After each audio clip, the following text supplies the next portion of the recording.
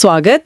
आज हम supply chain management में डिमांड फोरकास्टिंग पर थोड़ी विस्तार से बात करेंगे। हाँ बिल्कुल, काफी इंटरेस्टिंग टॉपिक है ये। हमारे पास लिसनर्स के भेजे हुए कई बढ़िया सोर्सेज भी हैं। बेन गॉर्डन का लेख है, शिपरॉकेट खाता बुक के इनसाइट्स हैं, अलीबाबा रीड्स की जानकारी भी है। अच्छा। और एक्सप्रेस मीडिया सर्विस का एनालिसिस, साथ में टेक्स्ट बुक का एक सवाल भी है। ग्रेट, तो काफी कॉम्प्रिहेंसिव डिस्कशन होने वाला है। हाँ, कोशिश यही है। तो आज हम समझेंगे कि ये डिमांड फोरकास्टिंग आखिर है क्या चीज, क्यों इतनी इम्पोर्टेंट है, कौन सी टेक्निक्स यूज होती हैं, और ये जो नई टेक्नोलॉजीज आ रही हैं, एआई, मशीन लर्निंग, वो कैसे इसे बदल रही हैं। बिल्कुल, और कोशिश करेंगे कि आसान भाषा में बात करें, थोड़े आम इंग्लिश वर्ड्स भी यूज करेंगे जो आजकल चलते हैं। एग्जैक्टली।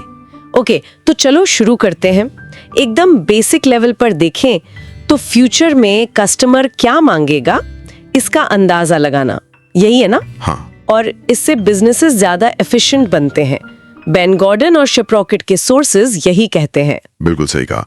ये असल में सप्लाई और डिमांड के बीच एक बैलेंस बनाने की कला है। बैलेंस, हाँ। ताकि ना तो स्टॉक कम पड़े, मतलब स्टॉक आउट्स ना हो, और ना ही ज्यादा माल जमा हो जाए, वेस्टेज ना हो। खाता बुक में भी यही पॉइंट है। प्लानिंग बेहतर होती है इससे। तो फोरकास्टिंग को अगर डिफाइन करना हो, basically past data, market trends और दूसरे फैक्टर्स को देखकर फ्यूचर डिमांड प्रिडिक्ट करना। एग्जैक्टली। और ये जरूरी क्यों है? अरे भाई, इससे इन्वेंट्री मैनेजमेंट सुधरता है, प्रोडक्शन प्लानिंग सही होती है, फालतू के कॉस्ट कम होते हैं, और सबसे बड़ी बात, कस्टमर खुश रहता है। हाँ, ये तो है। बिजनेसेस इसे ट्रैक करने के लिए KPIs, मतलब की परफॉर्मेंस इंडिकेटर्स यूज करते हैं, जैसे फिल रेट, कितने ऑर्डर्स टाइम पर पूरे हुए।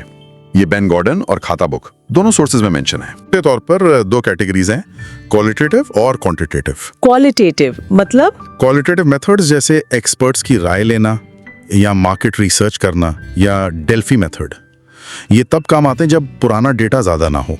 अच्छा, जैसे नया प्रोडक्ट लॉन्च हो रहा हो तब? एग्जैक्टली। बेन गॉर्डन और शिपरॉकेट दोनों ने इसका जिक्र किया है। और क्वांटिटेटिव वाले? क्वांटिटेटिव मेथड्स हिस्टोरिकल डेटा पर चलते हैं, जैसे मूविंग एवरेज, एक्सपोनेंशियल स्मूथिंग या अरीमा। अरीमा, ये क्या है? अरीमा जैसे मॉडल्स टाइम सीरीज डेटा के पैटर्न समझने में मदद करते हैं, मतलब टाइम के साथ डिमांड कैसे बदल रही है। ये ज्यादा प्रिसाइज माने जाते हैं, जैसा बेन गॉर्डन बताते हैं। ओके। शिपरॉकेट वाले सोर्स में सेल्सफोर्स कंपोजिट और बैरोमेट्रिक मेथड्स का भी जिक्र था। सेल्सफोर्स मतलब सेल्स टीम से पूछना, बैरोमेट्रिक मतलब इकोनॉमी के इंडिकेटर्स देखना। अच्छा, यहाँ से बात और इंटरेस्टिंग हो जाती है। आजकल AI और मशीन लर्निंग का बहुत शोर है। ये कैसे मदद करते हैं फोरकास्टिंग में? अरे AI और ML तो गेम चेंजर हैं। ये बहुत सारा डेटा, मतलब बिग डेटा हैंडल कर सकते हैं।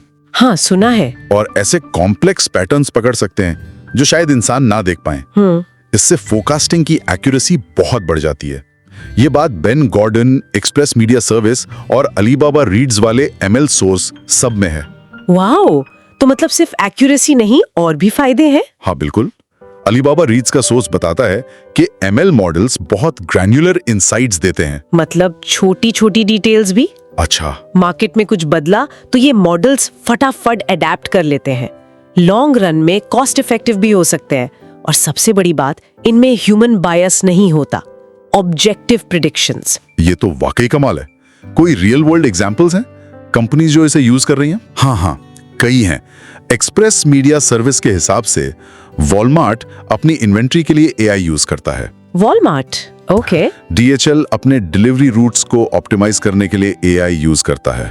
अच्छा। Amazon, टेस्ला, अलीबाबा, नाइकी, ये सब बड़ी कंपनियां AML का फायदा उठा रही हैं बेहतर डिमांड प्लानिंग के लिए।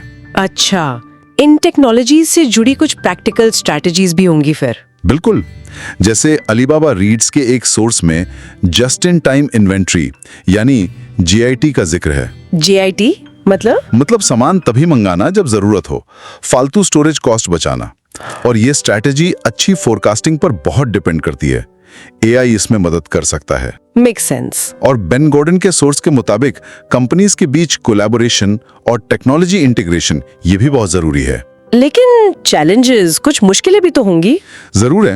एक्सप्रेस मीडिया सर्विस बताता है कि AML के लिए बढ़िया क्वालिटी का डेटा चाहिए। हाँ, डेटा तो मेन है। शुरू में इन्वेस्टमेंट भी लगता है, और स्किल्ड लोग चाहिए इसे चलाने के लिए। और फोरकास्ट कितना एक्यूरेट है ये मापना भी जरूरी है। टेक्स्ट बुक के सोर्स में मीन स्क्वायर्ड एरर का जिक्र है। ये फोरकास्ट एरर मापने का एक कॉमन तरीका है। मतलब अंदाजा असलियत से कितना दूर था। ओके। तो सार ये है कि डिमांड फोरकास्टिंग अब सिंपल स्टैटिस्टिक्स से काफी आगे बढ़ चुकी है। अब एआई ड्रिवन अप्रोच आ गई है और ये हर बिजनेस के लिए क्रिटिकल है। सही प्रोडक्ट, सही जगह, सही समय पर। बिल्कुल। अगर हम इसे बिगर पिक्चर में देखें तो गोल तो वही है, कस्टमर की डिमांड को बेहतर समझना। टेक्नोलॉजी, खासकर एमएल, हमें सिर्फ पास्ट पैटर्न से सीखने के बजाय ज्यादा एक्यूरेसी और रियल टाइम अडेप्टेबिलिटी दे रही है। रियल टाइम अडेप्टेबिलिटी, हाँ। इससे सप्लाई चेन ज्यादा रिस्पॉन्सिव बनती हैं, रेजिलिएंट बनती हैं, मतलब मुश्किल हालात में भी चलती रहती हैं। इंटरेस्टिंग। यहाँ एक सोचने वाली बात उठती है, अगर एआई डिमांड प्रेडिक्ट करने में इतना अच्छा होता जा रहा है तो क्या फ्यूचर में ये सिर्फ सप्लाई चेन डिसीजंस को ही गाइड करेगा या ये प्रोडक्ट इनोवेशन को भी गाइड कर सकता है?